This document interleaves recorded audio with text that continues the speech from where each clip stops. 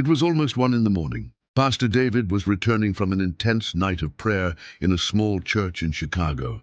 The presence of God had been strong. Broken hearts had found peace. Tears had fallen and lives had been transformed. Tired but grateful, he got into his car to drive home. The road was empty and a gentle rain was falling. At one point, he had to cross an old, isolated bridge. But what he didn't know was that at the other end of the bridge, two men were waiting for him with bad intentions. For several days, they had been watching his movements. Their goal: to rob him, or perhaps something worse. As he approached the bridge, a strange feeling came over him. His heart began to race. He felt an inner voice say to him, "Don't go any further." "Stop here and pray," he obeyed. Without understanding why, he parked the car, turned off the engine and whispered, "Lord, if it's you speaking to me, show me why."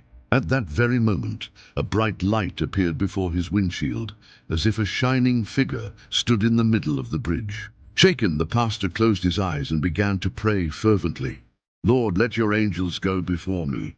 I put my trust in you on the other side." The two men, ready to act, suddenly froze. One of them fell to his knees, trembling. "Do you see that there's someone there? We can't go." Terrified, they ran off into the night. A few minutes later, the pastor resumed his drive, unaware of what he had just escaped. But the next morning, the police found suspicious traces near the bridge and realized that God had once again protected his servant. David wept silently, lifting his eyes to heaven. "Lord, you are faithful. Even when I see nothing, you fight for me."